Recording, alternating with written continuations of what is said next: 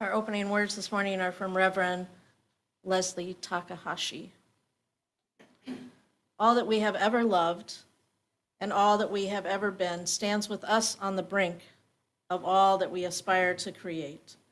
A deeper peace, a larger love, a more embracing hope, a deeper joy in this life we share.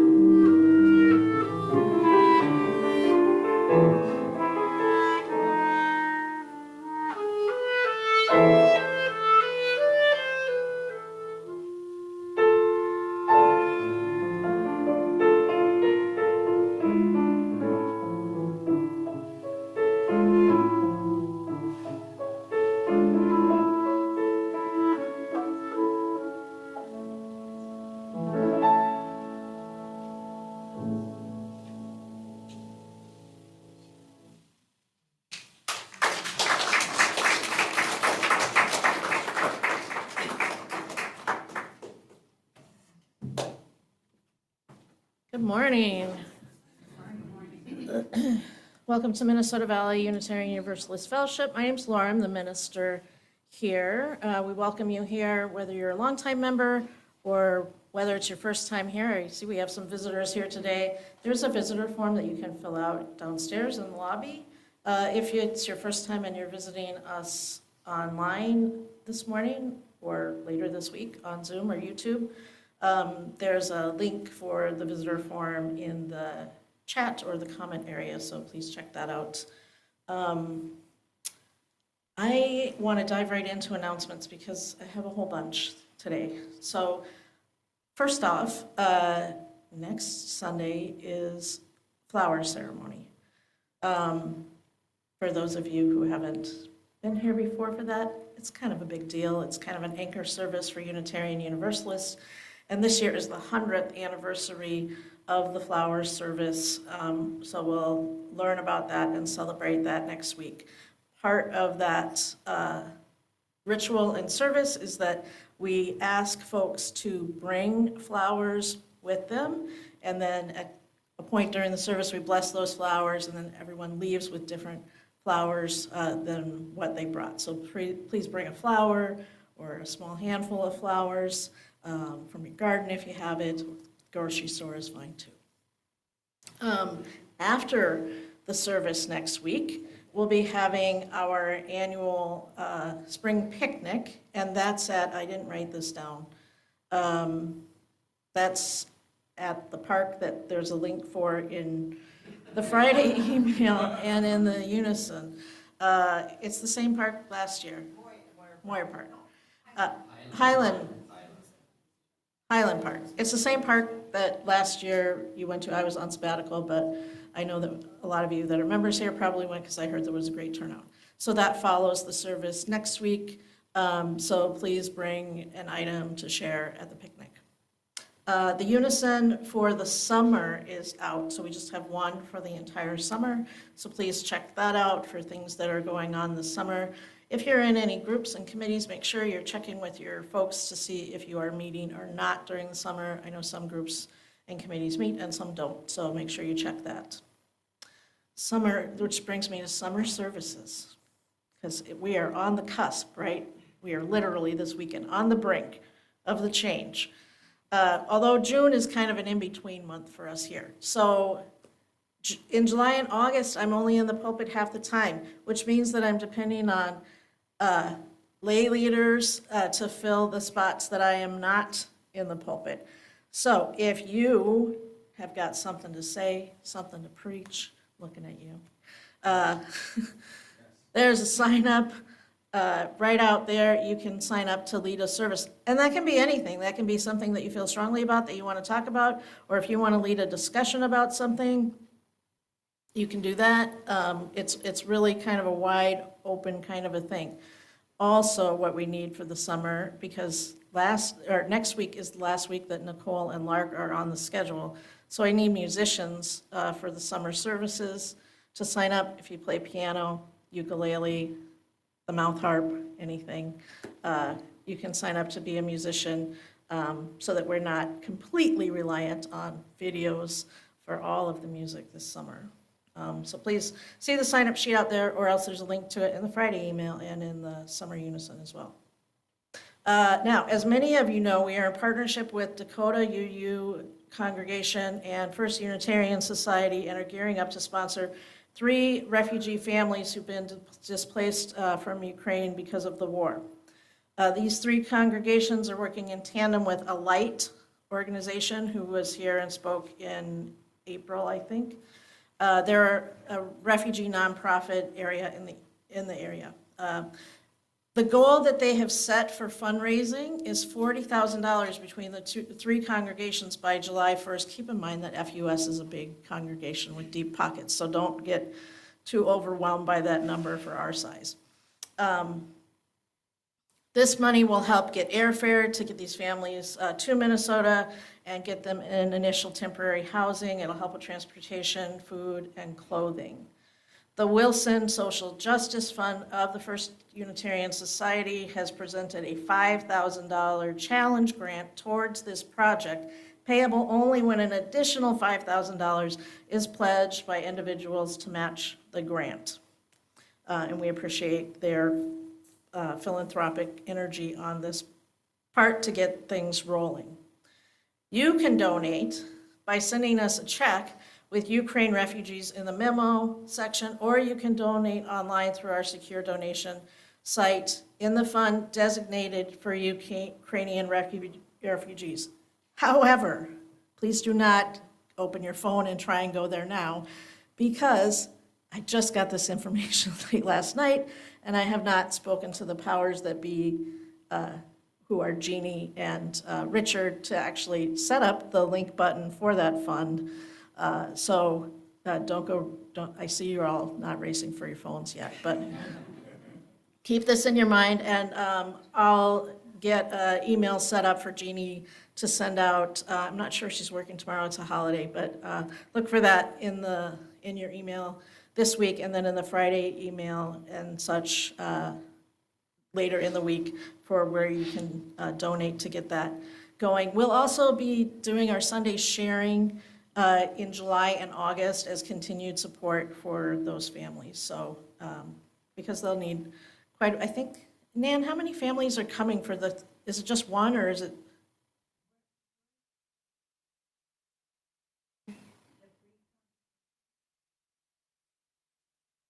Well, we'll be directly helping with one family. Our congregation will. The 3 congregations are sponsoring 3 families in total. So that's a lot to get set up to get them over here. So please help. And this is a direct way that we can support those being displaced by the war. And we're grateful for the opportunity to work with FUS and Dakota UU on this project. And we look forward to hearing updates about this project and the settlement of the families in the coming months as things progress. That might be a good summer service. Just saying. Just putting that out there if anybody feels like that. But today we turn our attentions, I have one more announcement actually. Last week we welcomed new members, but there were a couple of new members that weren't here that are here today. And so we're not going to do the whole scripted welcoming spiel, but I just want to invite the Millers to stand up. Shauna Miller and her kids. And Suzanne Scribner. Welcome, welcome, welcome. All right, returning to today's service. When was it? Last month I talked to you about there's going to be a reframing of the UU principles, and they're kind of moving it into just single words instead of these longer things that we have to try and remember, with love at the center. One of the words around love is transformation. And even though there's these one words that you can remember to hang on to, there are little descriptions that go a little further into them.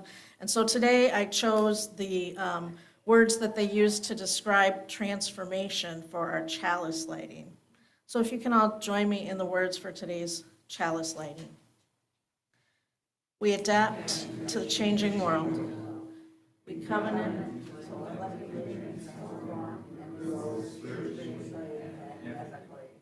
Openness to change is fundamental to our Unitarian and Universalist heritage. Never complete and never perfect. Never complete and never perfect. Will you all please join in our opening hymn? Jason's going to play. Isabella Collins is going to lead. It's number 66, When the Summer Sun is Shining. Perfect for today.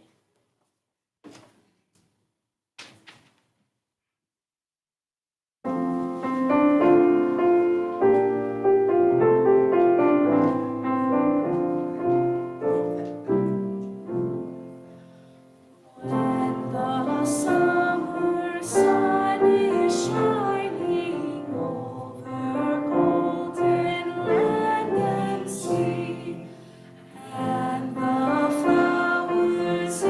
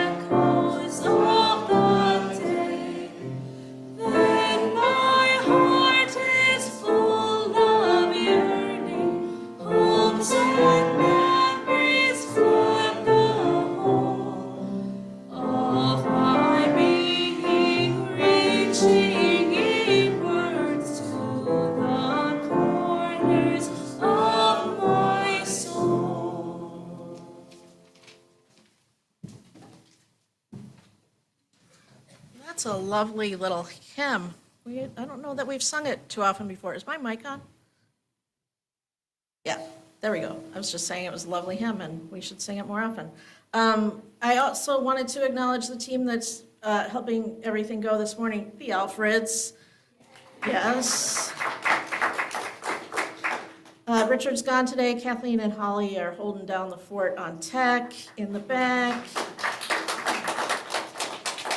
And Leslie and Andrea are ushering, handing around microphones and taking donations and counting money and all that sort of thing. So thanks for the team that helps to make everything happen. Isabella led us in song, and she's going to be helping downstairs with the kids along with Eric Grady. And I invite the kids to go ahead and go downstairs now with them as we sing them out. Oh, and what? Oh, and Eric brought food for afterwards downstairs because he's motioning this to me from the back. Please join me in singing out the children.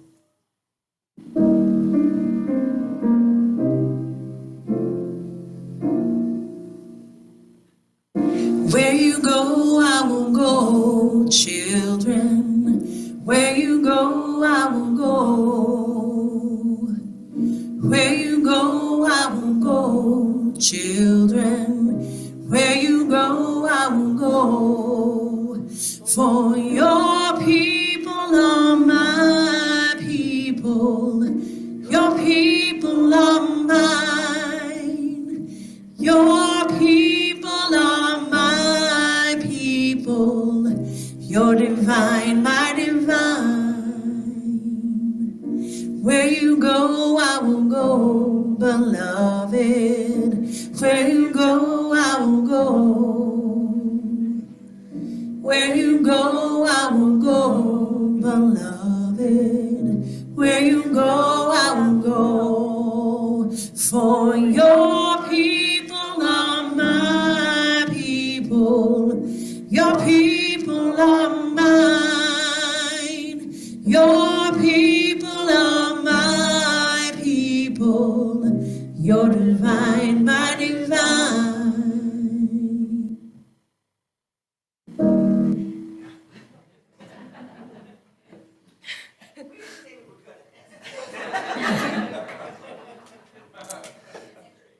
Well, that's exactly what we're talking about today when I get to it, so there you go.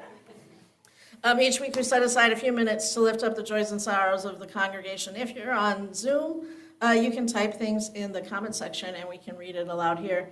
If you're on YouTube, we invite you to share things that you might be holding in the comment section for folks in the community on YouTube to hold it as well. The ushers have microphones. If you're here in person, you can raise your hand and somebody will bring a microphone to you.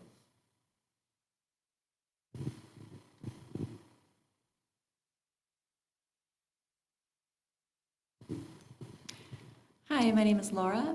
I have a joy to share that my husband was in a bike accident, but he's going to be okay, and so it's our joy and a reminder to everyone to please wear your helmets. Yes, wear your helmets. I'm married, and I have a joy and a sorrow. I walked in with two visitor people, Naomi and Pat, if they could raise their hands up. This is their first time here.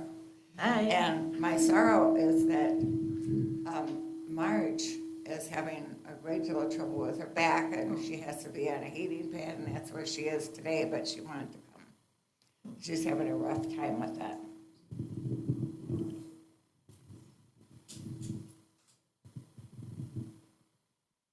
Well, I have a joy, Andrea Anderson, and so my 14-year-old and I were able to do glitter tattoos for the Oak Grove Carnival a couple weeks ago, and it's the school that Carla Reese and Maria Bevier's kids go to, and I wouldn't be able to make that connection if it wasn't for this church, so that was really fun.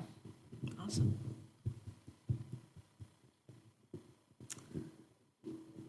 Anybody else this morning have things to share?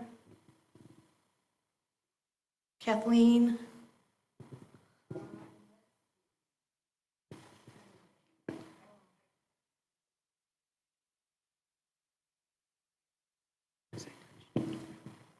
Okay, Emily has a joy. I was reinstated to become a blood and platelet donor.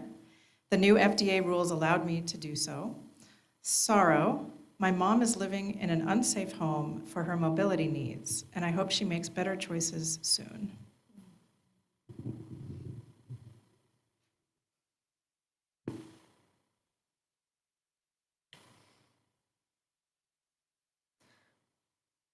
We lift up those joys and sorrows that have been shared and those that remain in our hearts, and I invite you to join in our sung response.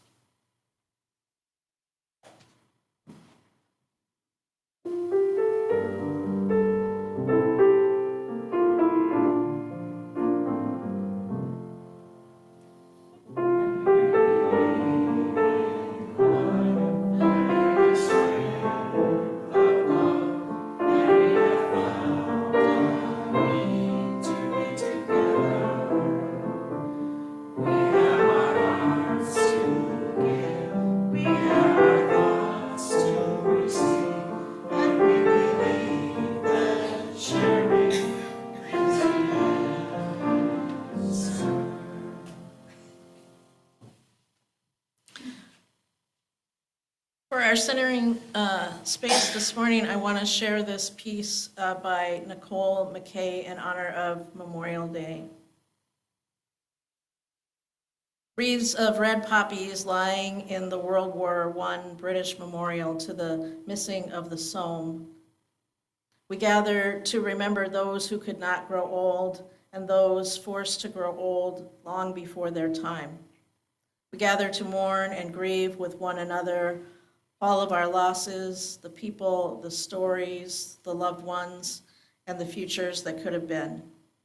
We gather to do the hard work of facing the difficult realities of our present and past, where there is conflict, violence, war, and hatred. We gather to hold space for silence as we try to make meaning of our history to help us work for peace and justice today. We gather to rekindle our source of hope for our future by recognizing in one another our shared humanity as we join in a concerted commitment for a better tomorrow. We gather because we need community to do all of this holy work.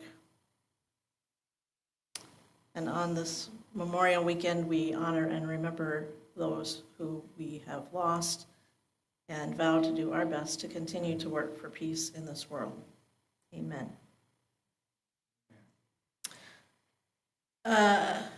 It's the last service of May, and we're closing out our Sunday sharing with Compassion and Choices. I'll remind you, they do work with the End of Life Care Act here in Minnesota. It's a worthy cause.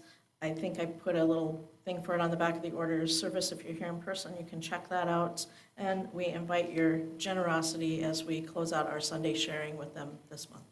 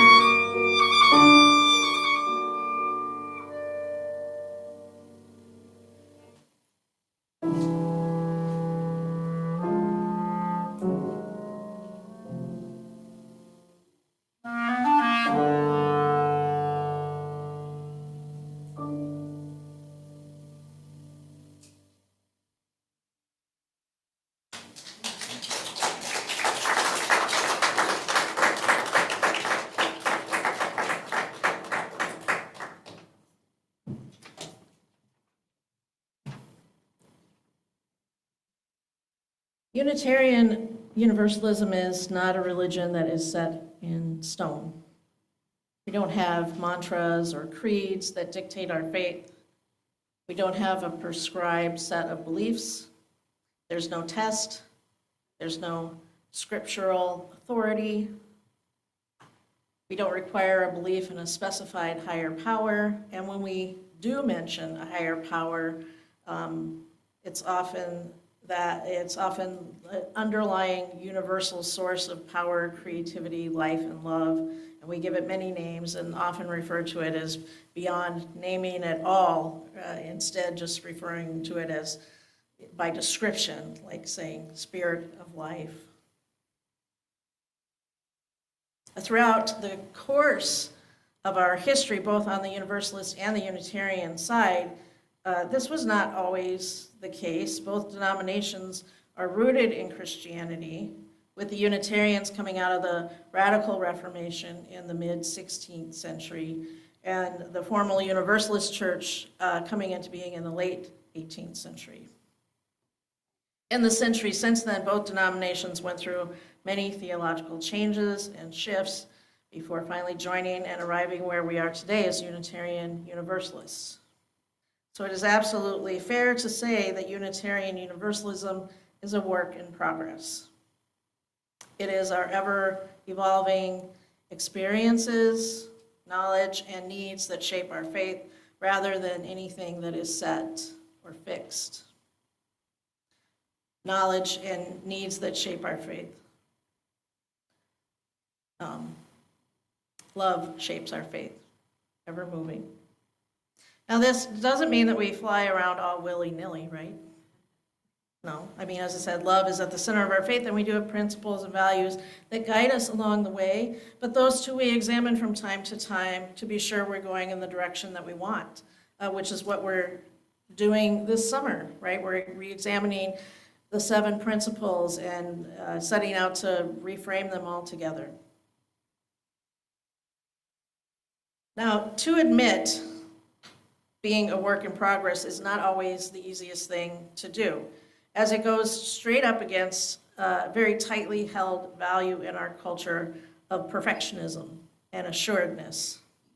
And our culture puts high value on striving to be the best, right? If you're the best, you will succeed, you'll be paid attention to, and you will matter, says our culture. Anything worth doing is worth doing well. How many of you grew up with that saying? Mm-hmm. And how many of you still cling to it? I know I do. I'm guilty. Right.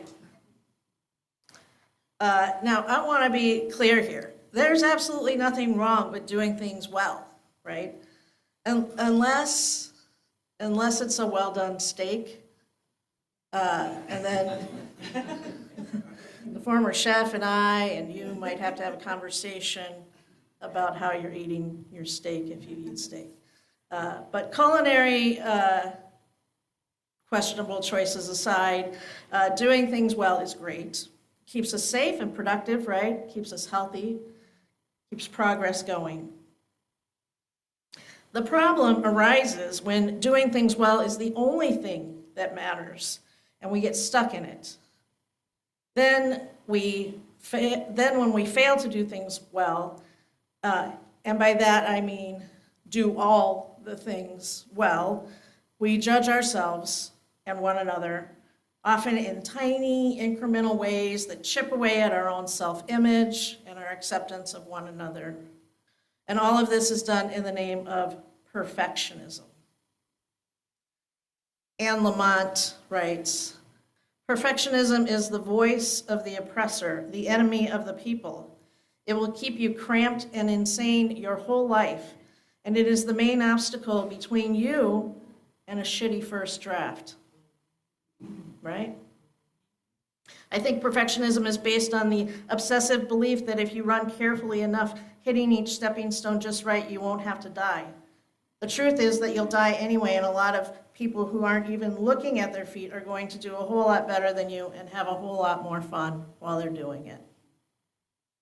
Right. Brene Brown, kind of an expert on the subject, calls perfection a 20-ton armor that we use to protect ourselves, and offers this further insight. When perfection is driving us, shame is usually riding shotgun, and fear is the backseat driver that won't shut up. Because at the bottom of it all is our most vulnerable self, not wanting to be exposed. Now, a lot of folks think that high achiever types are perfectionists, but this isn't always true. Anyone at any achievement level can fall victim to becoming a perfectionist. In fact, sometimes perfectionism can prevent us from our goals at all, from achieving at all. And so I kind of want to offer some differentiating differences between perfectionists and high achievers that are put out. This was put out by verywellmind.com. Perfectionists have all or nothing thinking, whereas achievers will feel good about a job well done, even if their goals weren't completely met. A perfectionist will see anything less than it being met the way they intended it to as failure. Achievers take pride in their accomplishments, while perfectionists tend to dwell on mistakes and imperfections. Achievers are pulled forward by their goals and are happy to step toward their goals, however long that takes or whatever that looks like. Perfectionists, on the other hand, are not pulled, but they are pushed by fear of achieving anything less than that perfect outcome. Perfectionists set unrealistic standards, which often leave their goals unreachable. Achievers, by contrast, set goals that they can attain and are flexible along the way, making changes as they need, resulting in more achievement, I think. Perfectionists are focused only on the results, where achievers take the whole process into consideration. So the differences between these two approaches are stark. Perfectionists are also susceptible to becoming depressed when they don't meet their goals. They beat themselves up and struggle to move on, often getting stuck or fixated when things didn't go as planned. Perfectionists are driven by a great fear of failure, which prevents them from starting anything new sometimes. An avoidance of these feelings means that perfectionists are actually more prone to procrastination, as fear of failure paralyzes them. They also suffer from lower self-esteem and are much more likely to become defensive easily. Now, while it is likely that there are those among us who may resemble being a perfectionist as a person, it's even more likely that there are those among us who hold perfectionism in certain particular areas or times of our lives. Maybe our job, or parenting, our body image, etc. You don't have to be an all-around perfectionist to engage in perfectionist behaviors. So what can we do to stop the cycle? Well, we can create an environment where you feel safe and accepted. Here at Minnesota Valley, we strive to be a place like that. It's important in creating space that we make room here for our brokenness and our flaws, that we make space for grace and forgiveness here alongside our aspirations and our goals, right? We make space for all of that. And this is why we're a covenantal community instead of a creedal one, right? We don't have creeds that we hold to, but we do hold a covenant, our promises to each other. We promise to stick with one another, working through challenges as they arise and learning along the way. You know, we know we're going to make mistakes, and that's okay. What's important is that we, stick together, that we get through it together. It's the journey, right? It's the journey that's important for us. What promises can you invite into your relationships to create space where you feel accepted and safe? I mean, that's something to think about. Do your personal relationships allow for your flaws and your brokenness? Do you allow for your flaws and your brokenness? And how do you create that space in your personal relationships, in your family relationships, talking about them, setting boundaries when you need to set boundaries, right? Those are important things to do. Another way to get a break from that cycle of perfectionism is by engaging in positive self-talk. Some of the ministerial Facebook pages that I'm a member of have brag boards or like promotion threads where folks just share positive boosts about themselves or something that they are doing or did that week. It's one way that we support each other in like having that positive talk, because I'll tell you one thing on the ministerial side of things, we kind of get caught up in that perfectionist cycle a lot on Fridays and Saturdays in this little offset of perfectionism that's called imposter syndrome. And I can tell you that ministers are often chatting on Fridays and Saturdays about their imposter syndrome taking over. And as we're trying to write sermons, this is when it happens for us. I see you kind of puzzled, Patrick, like, what does that mean? That means when we're trying to write sermons, we're sitting there going, really? Do I have anything to say? What do I have that's worth anything? We get tripped up a little bit on it. So it's important for us to have spaces for positive self-talk as well, so that we don't get bogged down in that little devil on the shoulder, right? Depends on the relationships the ministry develops with the audience. Yeah, that too. It does depend on the relationship the minister develops with the audience. I have a much different relationship here now than I did 6 years ago when I started. Like, I know you all, and so I'm responding to your feelings, and I feel your energy, and I know what that is. That's helpful. That's really helpful. It's harder when you don't know your audience and you don't feel supported. I've shared my brokenness and flaws with you. You're all familiar with it. So I feel safe. That helps. Except for when I'm writing sermons sometimes. I'm human. But I work through it, right? That's the important thing. I work through it. I acknowledge that it's there, and then I work through it. So positive affirmations, right? So now you can share this kind of thing on your own social media, to join in. Just write on there, what's awesome about me today, and invite folks to share. It's a great way to get folks to open up and share in positive affirmation and positive talk about ourselves. Along with that, you can really listen to positive comments that others give you without adding depreciating comments or thoughts to it. I might be speaking a little more centered towards my female-bodied friends here, because we know what this is, right? We do this. Oh, you look great today. But I hate my hair, right? Like, we do this all the time to ourselves. So get rid of that. Oh, really? Thank you so much. I look great today. That feels wonderful, Take it to heart. And maybe then think about that. I know when I wear a certain shade of blue, not this particular one today, I'm not saying I look bad in this one because I'm not going to depreciate myself. But if I wear a teal, like, people are like, wow, you look great today every time I wear that color.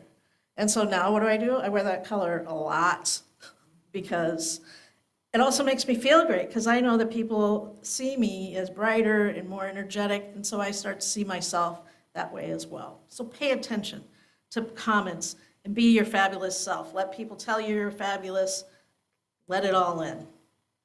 Mindfulness can also help with perfectionism. Centering yourself in the present moment can pull you out of worrying about failures and help to break that cycle when perfectionism wheels start to roll, when you find yourself trying to control every situation or thinking about every outcome and how you're going to control it. Just engage in a simple mindful practice. Grab a strawberry, sit down and really be with that strawberry, Feel the seeds on it, smell the difference of the stem versus the flesh. Notice how it feels when you bite into it, how your soul feels when it's coming into you, like just a moment of mindfulness. Go outside, listen to the birds, that sort of thing can really help to disrupt that cycle. And if you engage that practice normally, some mindfulness practice in your life, you'll actually have the result of having less of that cycle showing up for itself because you'll spend more time in the present rather than worrying about every possible scenario outcome that might be coming your way.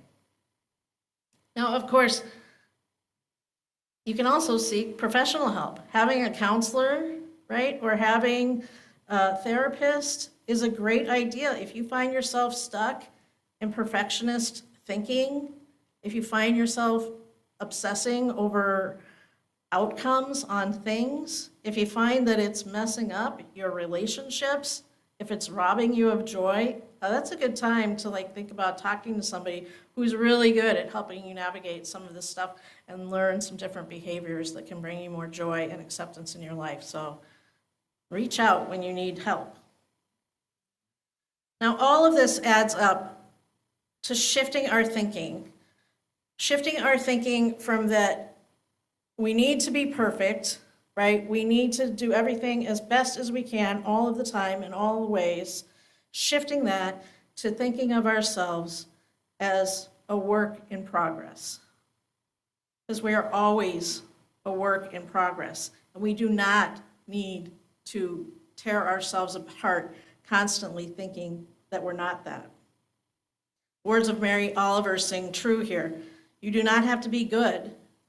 You do not have to walk on your knees for 100 miles through the desert repenting. You only have to let the soft animal of your body love what it loves. So when you think of yourself as a work in progress, you open yourself up to finding what yourself loves to love. Now, in breaking this cycle for folks who find themselves stuck in perfectionism, I have often recommended to others a spiritual practice of doing things that you're not good at. To be fair, a lot of my spiritual practice qualifies as this. It's really hard to be good at meditation, right? Especially silent meditation. So I wouldn't say that's something I'm good at, but that doesn't mean I don't keep practicing. And also my personal prayers, when I do them, or when Emily and I do them at the dinner table, they are very rambly and awkward, and we really don't know who or what we're addressing or why, but we do it anyway. So I wouldn't say that those spiritual practices for me are anything that looks perfect. But those practices, I'm not intentionally good at them. That's just more of a happenstance. It's not that I'm intentionally trying to not be good at them. It's just natural. Now, what I'm talking about here is a spiritual practice of doing things that you are not good at intentionally, just for the sake of the act itself, just for the sake of enjoyment. I play the guitar terribly, just terribly. I picked it up a few times in my life and tried to play. It doesn't usually go all that well for me, but I still love the way the strings vibrate and the noise goes in that body and creates the echoey sound. I love that I can do that, right? I'm a mediocre painter. I painted a portrait of my son, and I was taking a community ed class, and the only reason it looks like my son is because I chose that picture of him because he had sunglasses on and I didn't have to paint eyes. He has a beard, so I didn't have to paint his chin line. And the instructor helped me with the ears and the nose. Otherwise, it just would have been a pink blob with trees in the background, right? But I loved doing it. I loved the process, letting the process guide me. So you don't have to do everything for the sake of doing it well or getting better at it. With my painting and my guitar, people say, well, if you keep at it, you'll get better. And I'm like, yeah, that's not the point. That is not the point for me with those things. The point is I enjoy doing them. So if you're a terrible singer, terribly sing sometimes. I'm a terrible dancer. I still dance sometimes. You know, I love doing it. You know, it's important to do things for the sake of enjoyment and not just for the sake of that we're good at it or perfect at it, right? So engage in spiritual practices of things you're not good at, just for the sake of getting comfortable doing things you're not good at. Stephanie Trudell writes, When you are a work in progress, you're able to breathe and move. You can explore and stretch yourself in new ways. You're enriched by the symphony of life that surrounds you and fills you. You can question, ponder, and search freely for what is most meaningful for you. You can come to find others who may have a much different story, but who are also seeking and searching. Perhaps that is a place where you'll find meaning. You know that mistakes are not mistakes, but opportunity to learn what not to do next time. You see the value in the process, secure in the knowledge that it is the journey that matters. When you are a work in progress, you realize how vast the world is and how much there is to learn and to experience. You do your best, and you know that that's enough. And sometimes you don't, I'm gonna add, sometimes you don't even do your best. Sometimes you just do what you can do, and that's enough. And when it's difficult, you're able to do that then as well. And so on this holiday weekend, right, that is the unofficial kickoff of the summer season, I invite you to think about your plans for the coming months. Now, no doubt, rest and relaxation are part of it, right? Summer is often a season where we set aside some of those perfectionist traits that can weigh us down. We loosen up, we give ourselves a break, accepting that we do indeed need a break. We look forward to the gifts of the season. As you relax and unwind this summer, pay attention to those feelings. Pay attention to the lighter demands that you put on your psyche and the increase of recreation and joy in your life. Pay attention and take note.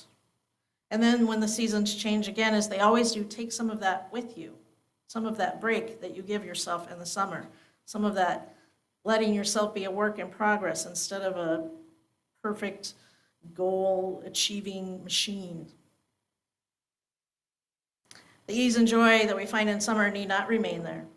We can carry it with us always and pass it along to one another, creating a world a little less perfect, but a lot more kind. Blessed be, and amen.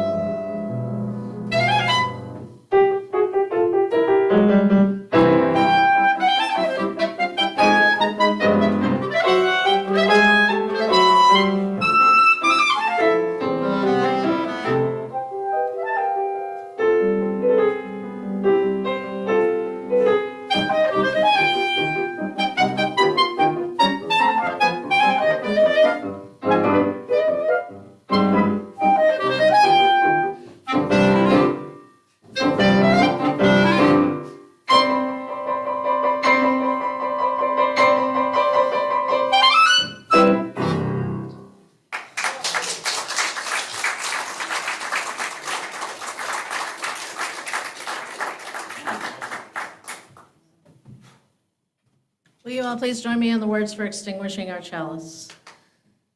We extinguish this flame.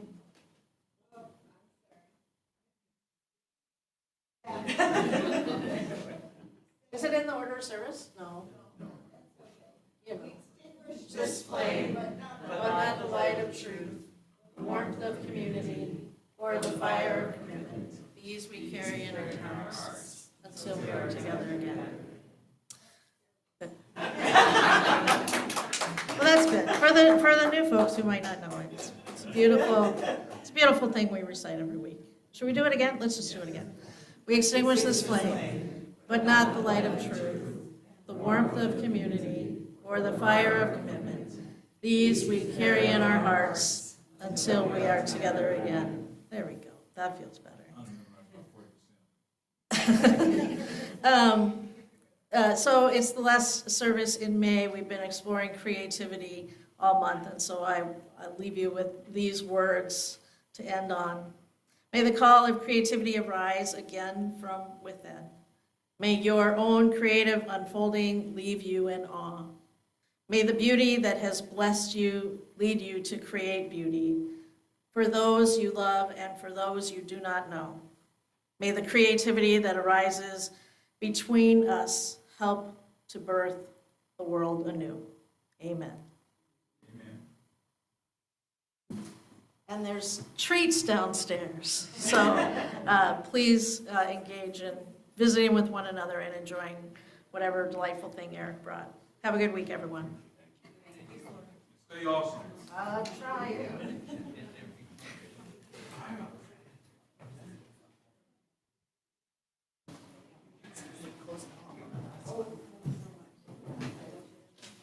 Well, Alvin, thank you for playing. That's